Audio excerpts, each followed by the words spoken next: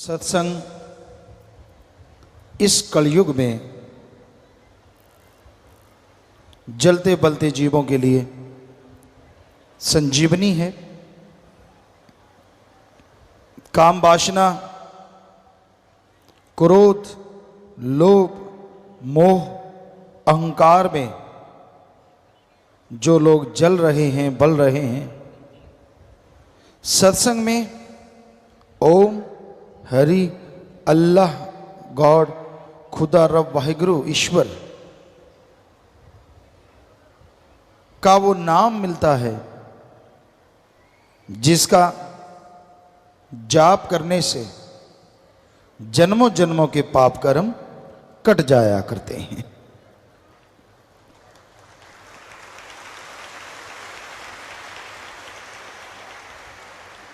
कौन नहीं चाहता कि वो बेगम हो, कौन नहीं चाहता कि वो निरोग हो, कौन नहीं चाहता कि उसका घर परिवार सुख शांति से परमानंद से जीवन जिए। हर कोई चाहता है कि ऐसा हो, लेकिन परमानंद के लिए हर गम दुख दर्द परेशानी की बीमारी के लिए एकमात्र उपाय, एकमात्र इलाज, एकमात्र टॉनिक अगर कोई है तो वो है मालिक का नाम। मालिक का नाम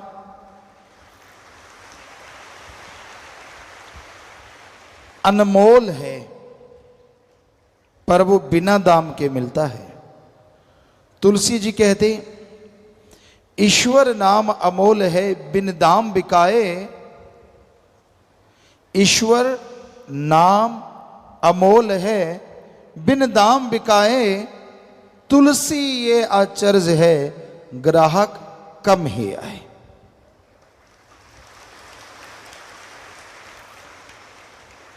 ईश्वर का नाम अनमोल है, पर बिना दाम के वो मिलता है। तुलसी जी कहते आश्चर्यजनक बात ये होगी कलयुग में कि भगवान का नाम अनमोल होते भी फकीर बिना दाम के देंगे, लेकिन लेने वाले ग्राहक कम नजर आएंगे। वैसे देखा जाए तो आज राम नाम के ग्राहक बहुत बढ़ रहे हैं, लेकिन सारी जनसंख्या का देखा जाए तो तुलसी जी वाली बात बिल्कुल सच नजर आती है। हजारों में, लाखों में, महीने में लोग मालिक के नाम से जुड़ते हैं। ये कोई छोटी बात नहीं है। दिन रात ओम हरि अल्लाह वाहिगुरु गॉड खुदा रब की भक्ति इबादत में जुड़ने वाले बढ़ते जा रहे हैं। उतना ही काल महाकाल जलता है, तड़फता है, और बुराई के नुमाइंदे राम नाम को रोकने के लिए लाखों करोड़ों रुपए लोगों पे खर्च कर रहे हैं कि कैसे प्रभु का नाम रुके, कैसे कोई राम का नाम लेना बंद कर दे, कैसे कोई बुराइयां और बढ़ाए, बुराई को बढ़ावा मिले और राम नाम अल्लाह वाहिगुरु ईश्वर का नाम रुके। परलय महाप्रलय भी राम नाम ना रोक सकी। ये तो चलता था, चलता है और चलता ही रहेगा। राम अल्लाह वाहिगुरु गॉड खुदा यानी सुप्रीम पावर, उसका नाम कभी भी खत्म नहीं होता। परलय महाप्रलय में ब्रह्म तक लोग खत्म हो जाते हैं, लेकिन पार ब्रह्म ना कभी खत्म हुआ, ना हुआ था और ना कभी होगा। वो धुन है, वो अनहद नाद है, वो हरि रस है, वो अमृत है, वो आबो हयात है। वो है तो सब कुछ है, वो नहीं तो कुछ भी नहीं है। तो उस नाम से आप जुड़ो। जुड़ गए हो तो हमारी हाथ जोड़ के विनती, आप आधा घंटा सुबह आधा घंटा शाम आप जाप करके देखो, 2-4 महीने, हम आपको गारंटी देते हैं ऐसा सुख मिलेगा, ऐसी शांति मिलेगी जिसकी आपने कभी कल्पना भी नहीं की होगी।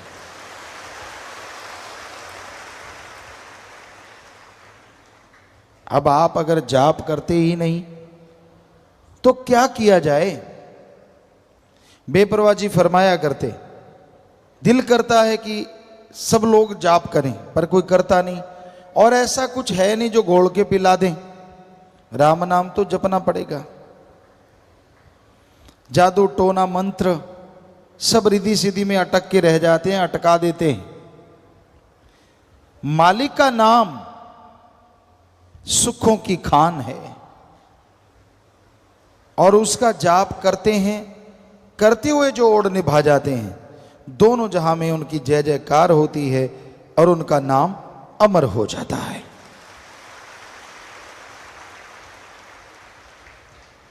सच्चे दाता रहे पर बेपरवाह जी ने फरमाया, बचनों पे अमल करना सीखो।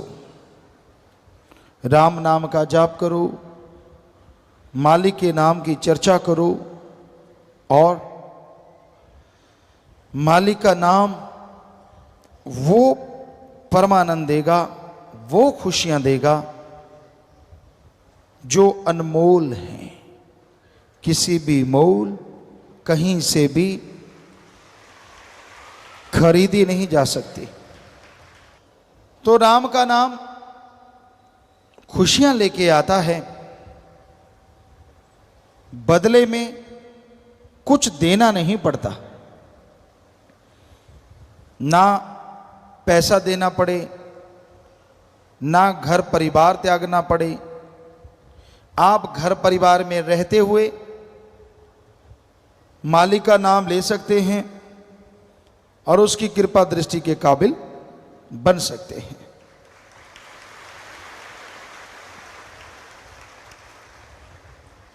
राम नाम जपने के लिए लोग सब कुछ त्याग देते हैं। इंसानियत की सेवा के लिए जो त्यागी तपस्वी यानी ब्रह्मचारी सतब्रह्मचारी बन जाते हैं, वो नसीबों वाले होते हैं।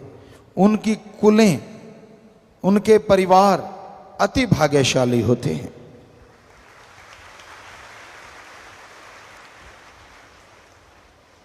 भीष्म पितामह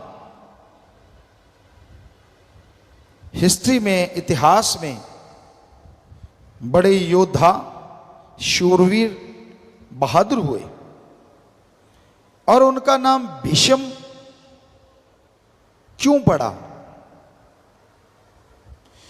क्योंकि उन्होंने अपने बाप के लिए अपना जीवन कुर्बान कर दिया।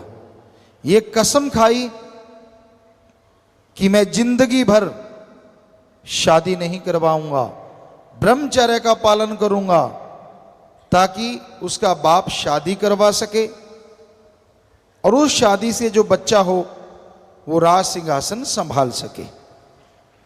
उन्होंने ये कसम खाई, तो तब से उनका नाम पड़ा भीष्म पितामह। भीष्म भयंकर, हद से ज्यादा भयंकर प्रतिज्ञा उन्होंने तो अपने बाप के लिए की, और आज इस जलते बलते भट्ट में जो भी भाई बहन ये प्रतिज्ञा लेते हैं कि ताउम्र मालिक की याद में लगाएंगे, इंसानियत की सेवा में लगाएंगे, वो आप ही बताओ, एक अपने बाप के लिए प्रतिज्ञा करता है और एक भगवान की औलाद के लिए प्रतिज्ञा करता है, जिसमें उसका खुद का स्वार्थ नहीं होता, कौन महान है?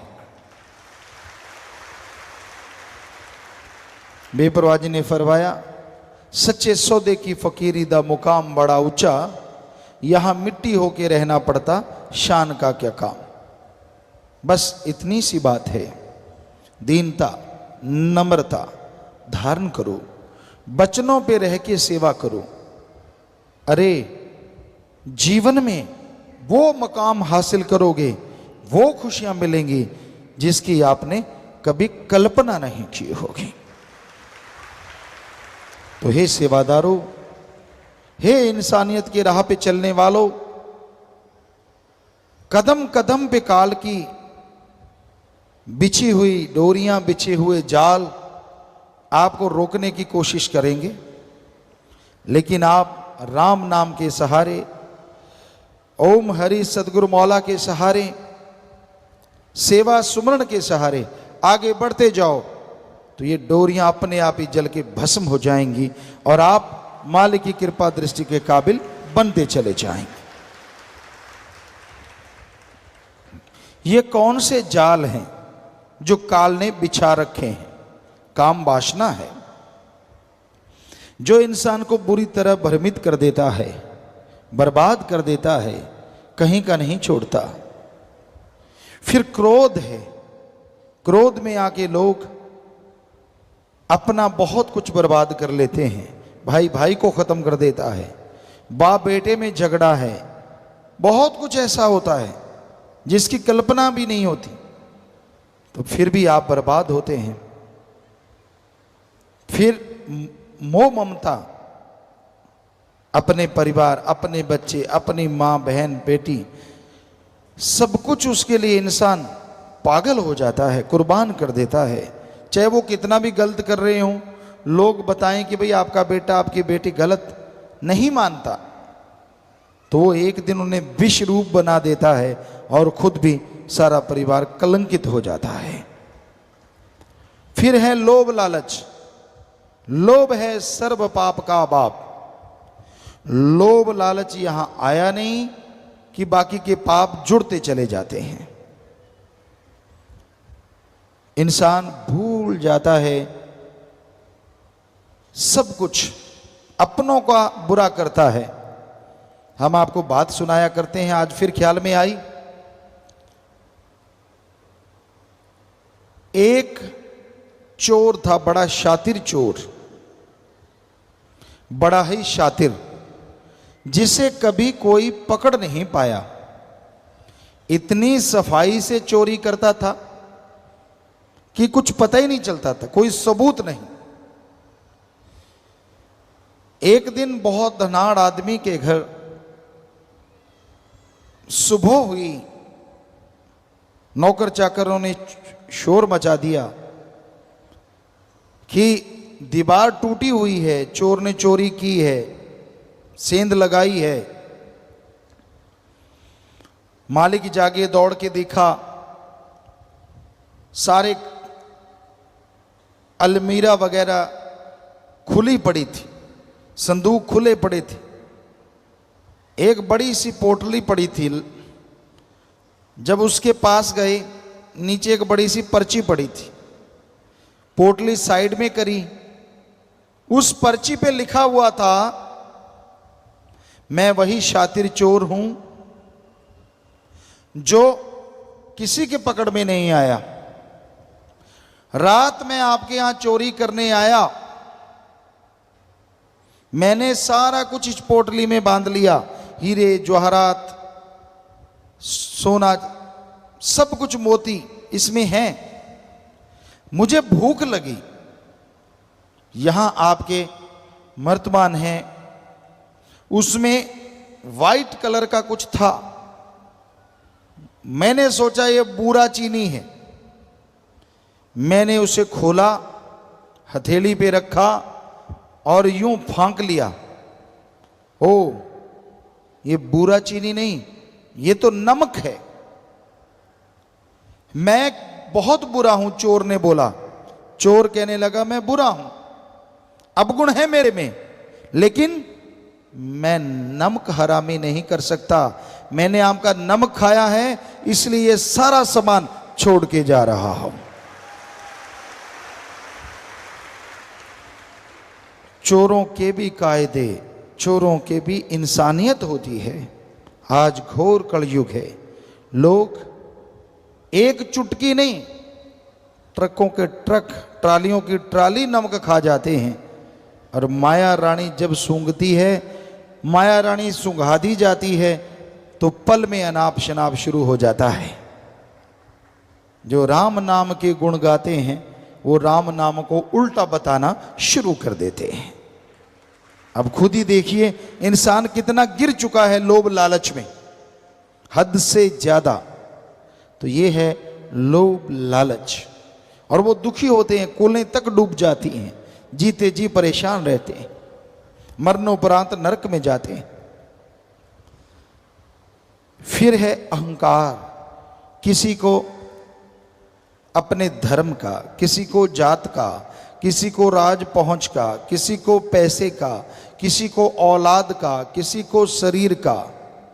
बड़े अहंकार हैं इस जमाने में, इस दुनिया में। और उस अहंकार के घोड़े पे सवार जब इंसान हो जाता है तो अपना ही बुरा करता रहता है, दूसरों का बुरा नहीं होता। अहंकार को मार है, इसलिए अहंकार ना करो।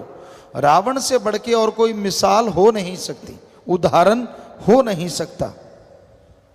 सब कुछ था रावण के पास, चारों वेदों का टीकाकार पंडित, यानी कहीं से भी कोई दोहा बुलवा लो, अगली लाइन बोल देता था, उसकी व्याख्या कर देता था। सफल, अति सफल राजनीतिज्ञ। जब वो मरना सन था तो श्री राम जी ने लक्ष्मण को बोला था कि लक्ष्मण जा इसको राजनीति में गुरु बना ले। ये बहुत सफल राजनीतिज्ञ है, जबरदस्त वेद शास्त्रों का ज्ञाता है, ये इतिहास गवाह है और ये सच है। और वही रावण जब चाहे बरसात करवाए, सूरज चंद्रमा की रोशनी से खाना बनवाए, एटम परमाणु कंधे पे टांग के घूमता जाए। सफल क्लोन ज्ञाता, खुद के 3 या 4 बेटे थे, बाकी सब क्लोन थे। 1 लाख बेटा, 1.25 लाख आगे नाती, यानी सफल क्लोन ज्ञाता। इतना जबरदस्त आदमी, इतना टैलेंटेड आदमी, एक ही बुरा कर्म किया, अहंकार किया कि मुझे मौत भी नहीं हरा सकती। तो 1 लख पूत 1.25 लाख नाती, तेरा वनगर दिया ना बाती। इसलिए अहंकार ना करो। बड़े बड़ों को अहंकार ने चकनाचूर कर दिया, खत्म कर दिया। ईगो, अहंकार मिटा दो। खुद ही मिटाओगे खुदा आएगा, खुद ही मिटाओगे तो खुदा बिगड़े काम बनाएगा। यानी अहंकार त्याग दो, दीनता, नम्रता रखो, दीन बन के रहो, नम्र बन के रहो। हर समाज में आपको कोई अच्छा कहेगा और रूहानियत में आप तरक्की करते चले जाएंगे, कोई बाधा नहीं आएगी। तो भाई ये 5, फिर मन माया, वो तो है ही जबरदस्त। इनके मुखिया हैं, 5 के हेड हैं। मन भरमाता है और माया आदमी को सब्ज बाग दिखाती है। पैसों के लिए लोग पागल हुए फिरते हैं। अरे हमने देखा ऐसा राजस्थान में, गरीब के इलाके में, गरीबी के इलाके में, आपने भी यूपी साइड में गरीबी इलाके में देखा होगा। बहुत पहले की बात है, 5-5, 10-10 रुपए के लिए लोग, भाई बहन अपनी इज्जत बेचते हमने देखे हैं, सिर्फ 5-10 रुपए के लिए। आज का माने तो 100-500 के लिए। तो अब आदमी को अगर ज़्यादा पैसा मिलता है और इज्जत भी लुटानी नहीं पड़ती तो वो कुछ भी कह सकता है, कुछ भी बोल सकता है। ऐसा है ये घोर कलयुग। लोग पैसा उठाए घूमते हैं कि तू भाई ये कर दे, तू वो कर दे, तू फलां कर दे। लोग गुमराह हो जाते हैं, उनके हाथों की कठपुतली बन जाते हैं। आज समाज में आम देखने को मिलता है। सब कायदे कानून भूल के उसी में लग जाते हैं। तो भाई इस कलयुग में इन 7 ने भयंकर तूफान खड़े कर रखे हैं। किसने? काम वासना, क्रोध, लोभ, मोह, अहंकार, मन माया ने। सातों के चक्रव्यूह में लोग बुरी तरह से टाइट होते जा रहे हैं। बचेंगे वो और बचे हैं वो जिनके माँ बाप का अच्छा साया है, अपने गुरु पीर फकीर के वचनों पे जिन्होंने अमल कमाया है, कमाएंगे वो बच जाएंगे। ये सातों को वो ही धूल चखाएंगे, वरना ये सात किसी के काबू नहीं आएंगे। तो इसलिए राम नाम से जुड़े रहो, सेवा सिमरण करते रहो। आप फिक्र ना करो आपके पास पैसा कम है, जमीन जायदाद कम है, क्या पता उस कम में मालिक ने कितने काट दिए आपके गम है, कोई भरोसा नहीं।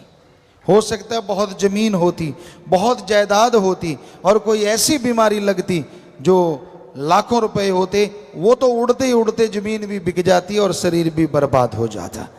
मालिक को शुक्र करो, उसका शुक्राना करो।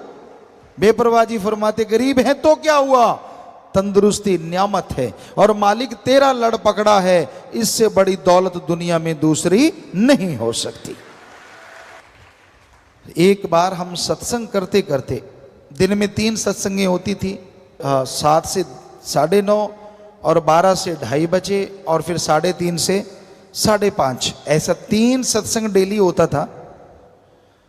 तो हम सत्संग करते करते करते करते राजस्थान के एक एरिया में गए, पहाड़गंज उस एरिया का नाम था।